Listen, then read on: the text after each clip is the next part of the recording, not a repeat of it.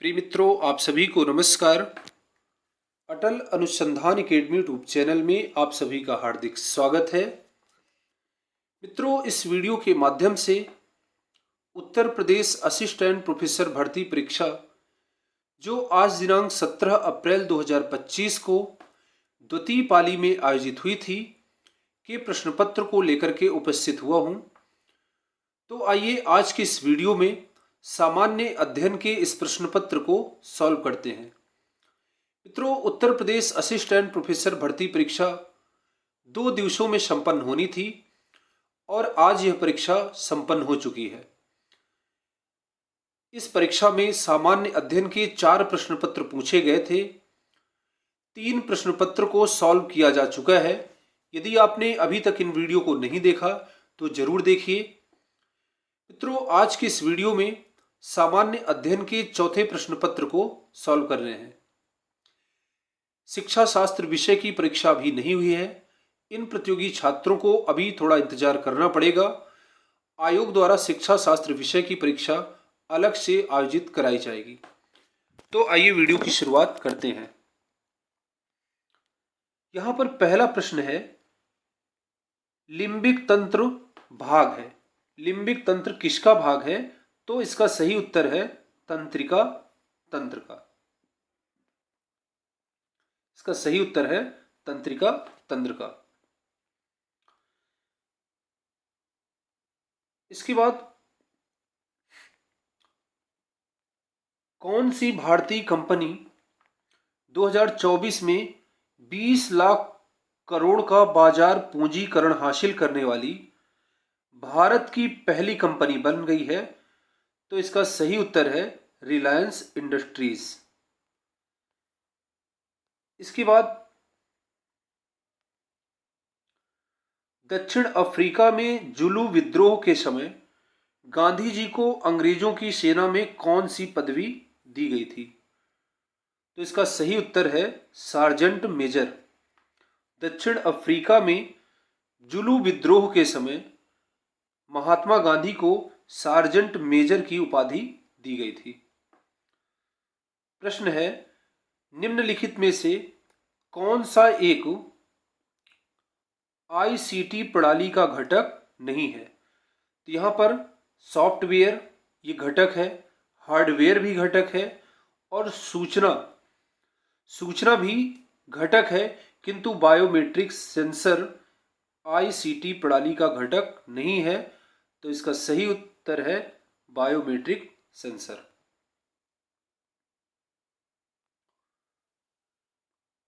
अगला प्रश्न है, भारत में स्वतंत्रता के पश्चात भूमि सुधार को लागू करने का प्राथमिक उद्देश्य क्या था? तो इसका सिंपल सा उत्तर है भूमिहीन किसानों को भूमि का पुनर्वितरण करना, ताकि उनको भी कृषि करने के लिए जमीन मिल जाए और समानता के अधिकार को भी प्राप्त कर सकें। इसके बाद है, ब्लूम द्वारा प्रतिपादित ज्ञानात्मक शैक्षिक कोश उद्देश्यों में निम्नलिखित में से कौन सा सम्मिलित नहीं है? यहां पर अनुप्रयोग सम्मिलित है, विश्लेषण भी सम्मिलित है और बोध भी सम्मिलित है, किंतु व्यवस्था इसमें सम्मिलित नहीं है। और इस प्रकार से व्यवस्था यानी ऑर्गेनाइजेशन यहां पर इसका सही उत्तर होगा। इसके बाद यहां पर सूची 1 को सूची 2 से सुमेलित करना है। एक तरफ लेखकों के नाम दिए हुए हैं और दूसरी तरफ पुस्तक दी गई है, इनको आपको सुमेलित करना है। पहला है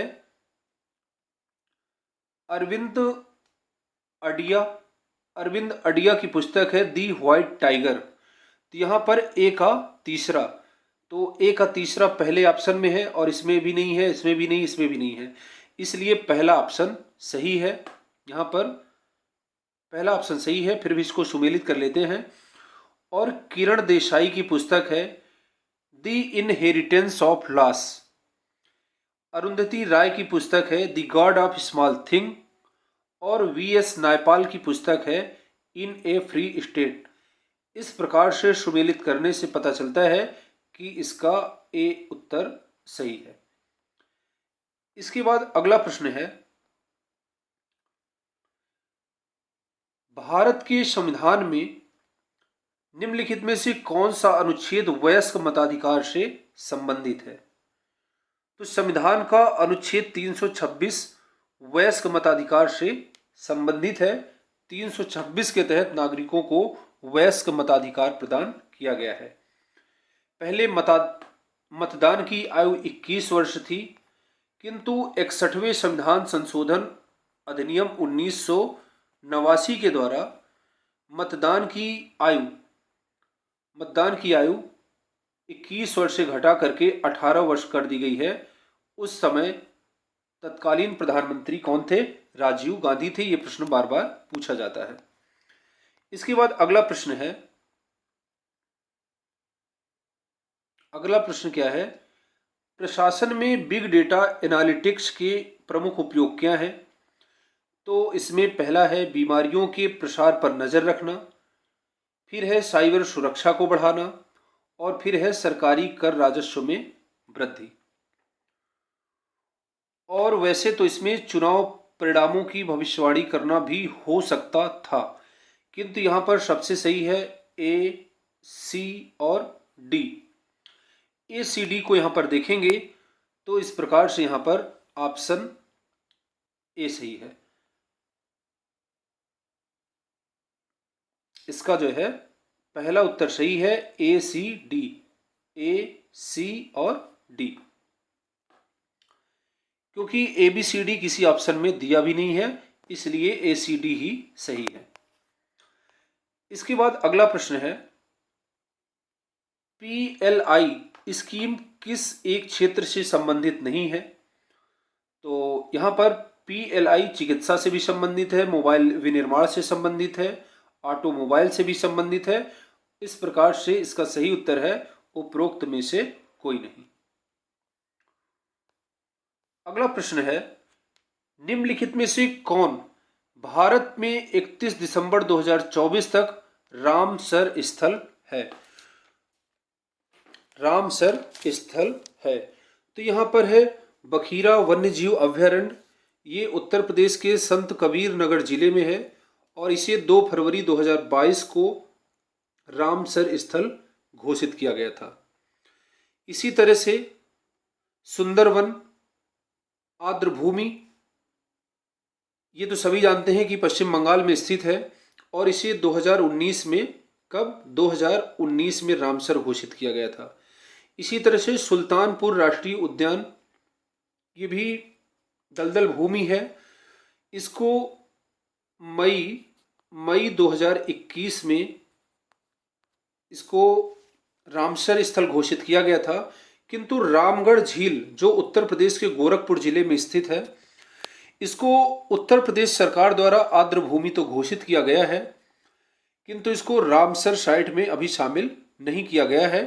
तो इसका सही उत्तर है ए, सी और डी। क्या है इसका सही उत्तर?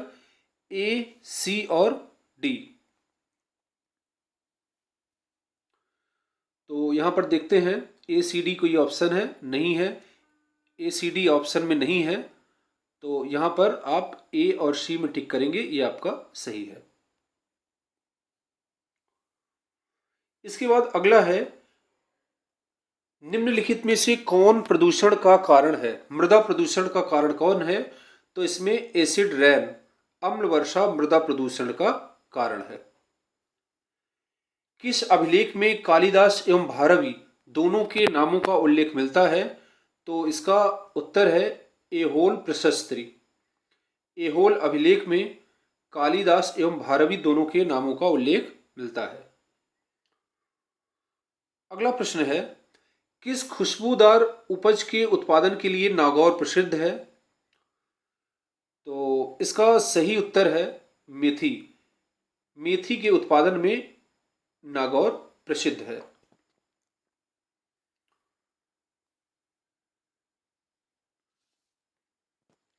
यहां पर सूची 1 को सूची 2 से मिलान करना है। एक तरफ मुक्त विश्वविद्यालय दिए गए हैं और दूसरी तरफ स्थान दिए गए हैं कि वह विश्वविद्यालय कहां पर स्थित है।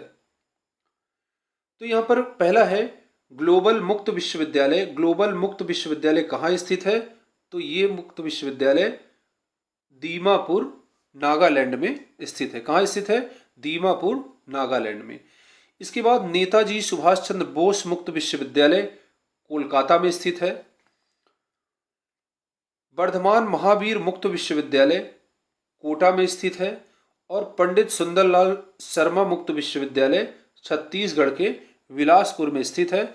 इस प्रकार से इसका सी ऑप्शन सही है। यहाँ पर सी ऑप्शन सही है।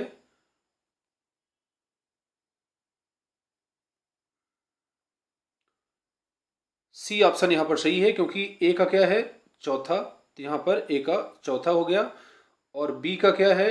दूसरा, तो बी का दूसरा हो गया। सी का वर्धमान महावीर कोटा में सी का पहला हो गया और डी का तीसरा हो गया। ठीक है, तो इस प्रकार से यहाँ पर सी ऑप्शन सही है।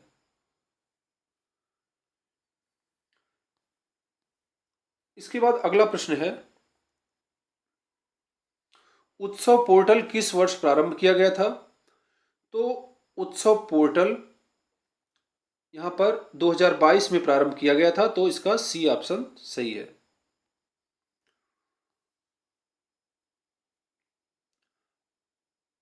प्रश्न नंबर 17 में एक तरफ आर्द्रभूमि है और दूसरी तरफ राज्य दिए गए हैं, इनको सुमेलित करना है। तो यहाँ पर साक्य सागर झील मध्य प्रदेश में है और सिरपुर वेटलैंड भी मध्य प्रदेश में है, लेकिन यहाँ पर त्रिपुरा दिया हो, तो यहाँ पर पहला सही है किंतु दूसरा ऑप्शन गलत है। इसके बाद है पाला झील। पाला झील ये भी गलत है क्योंकि पाला झील कहाँ है? पाला झील है मिजोरम में, तो ये दूसरा ऑप्शन भी गलत है और तीसरा भी गलत है। सुर सरोवर झील उत्तर प्रदेश में, सुर सरोवर कहाँ है? उत्तर प्रदेश में स्थित है। इस प्रकार से इसका 1 और 4 सही है। इसका पहला ऑप्शन सही है। कौन सा? इसका पहला ऑप्शन सही है, 1 और 4 सही है। इसके बाद है प्रश्न नंबर 18। प्रश्न नंबर 18 में शोध के अनुक्रम को यहां पर व्यवस्थित करना है। तो सबसे पहले आप शोध में क्या करते हैं? सबसे पहले आप क्या करते हैं? समस्या का चयन करते हैं कि शोध की समस्या क्या है। तो यहां पर पहला ऑप्शन किसमें है? यहां भी पहला है, यहां भी पहला है और यहां भी पहला है, कोई बात नहीं। शोध की समस्या के बाद आप शोध के उद्देश्य को तय करते हैं कि आपके शोध का उद्देश्य क्या होगा। तो पहला, इसके बाद आता है तीसरा, तो पहला के बाद तीसरा इसी में है। और इसके बाद क्या करेंगे? शोध की विधि क्या होगी और बाद में उसी के अनुसार आंकड़ों का संग्रहण करेंगे। तो इस प्रकार से इसका तीसरा ऑप्शन सही है। पहले शोध की समस्या का चुनाव होगा, इसके बाद शोध के उद्देश्य निर्धारित होंगे, इसके बाद शोध की विधि क्या होगी और इसके बाद उसी के अनुसार आंकड़ों का संग्रह किया जाएगा।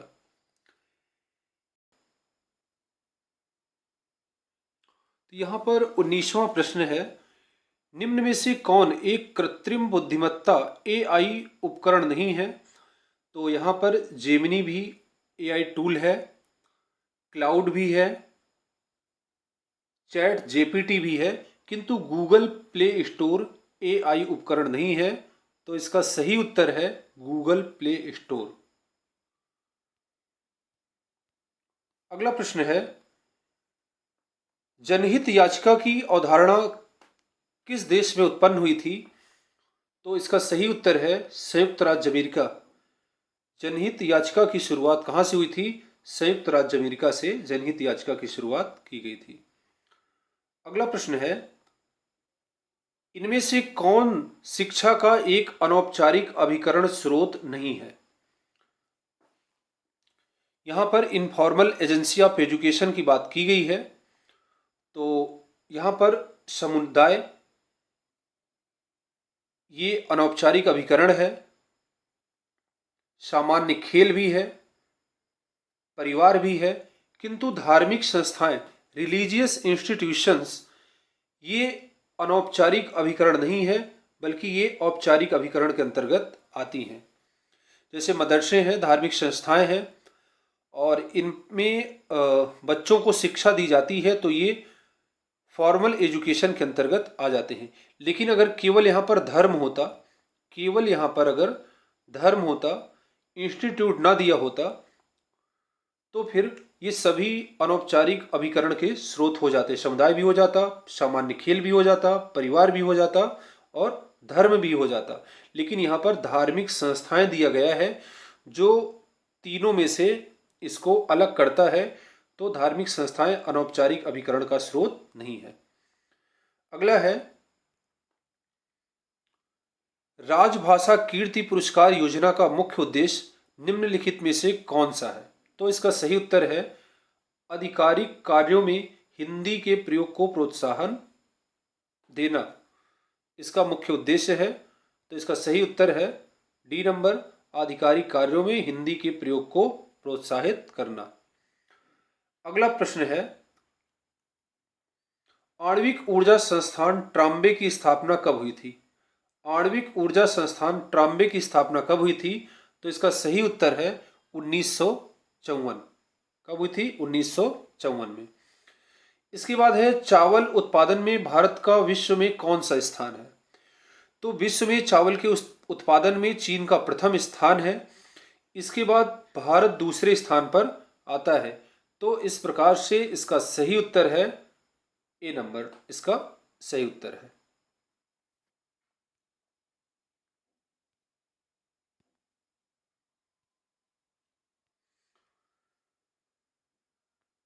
इसके बाद अगला प्रश्न है कंप्यूटर की मेमोरी जो उसके निर्माण के समय प्रोग्राम की जाती है वो कहलाती है रोम, रीड ओनली मेमोरी, इसका सही उत्तर है।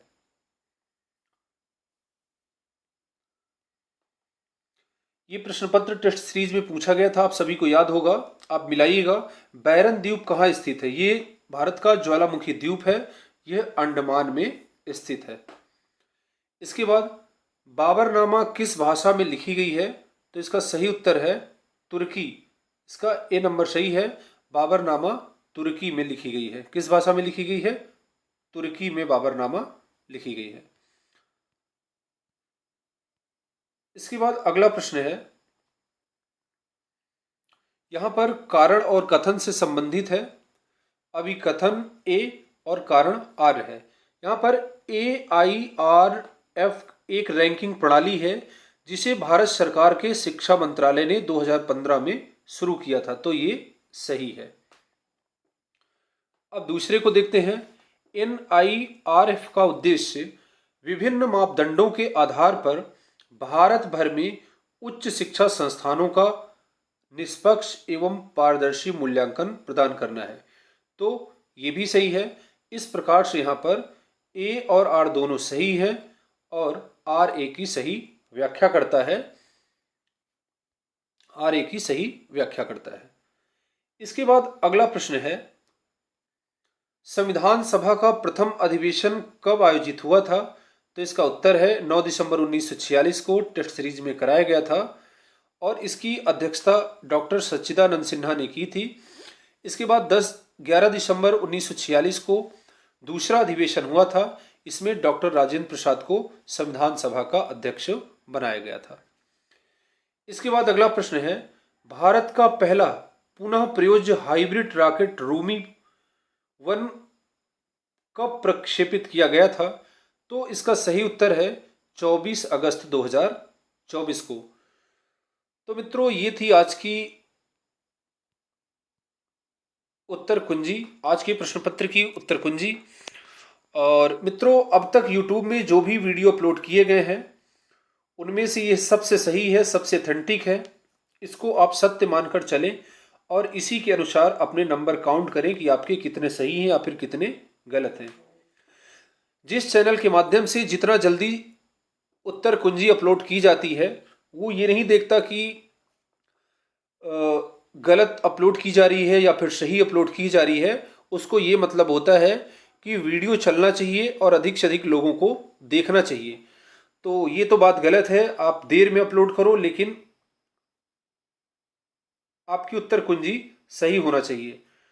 तो देर आए दुरुस्त आए, ये बात सबसे अच्छी होती है। तो मित्रों आज के लिए इतना ही, मिलते हैं नेक्स्ट वीडियो में। पूरा वीडियो देखने के लिए बहुत बहुत सा धन्यवाद मित्रों। एक महत्वपूर्ण सूचना है। उत्तर प्रदेश लोक सेवा आयोग द्वारा राजकीय डिग्री कॉलेज में असिस्टेंट प्रोफेसर की भर्ती आने वाली है और हो सकता है अगले महीने से उसका आवेदन भी शुरू हो जाए। तो हमारे चैनल के माध्यम से राजकीय डिग्री कॉलेज में असिस्टेंट प्रोफेसर की भर्ती के लिए यूट्यूब पर वीडियो भी अपलोड किए जाएंगे, टेस्ट सीरीज और पीडीएफ नोट्स, इन सारी चीज़ों की व्यवस्था की जाएगी। तो जो भी प्रतियोगी छात्र राजकीय महाविद्यालयों में असिस्टेंट प्रोफेसर बनना चाहते हैं, तैयारी करना चाहते हैं, तो चैनल से जुड़े रहेंगे। और तो आज के लिए इतना ही, मिलते हैं नेक्स्ट वीडियो में। धन्यवाद।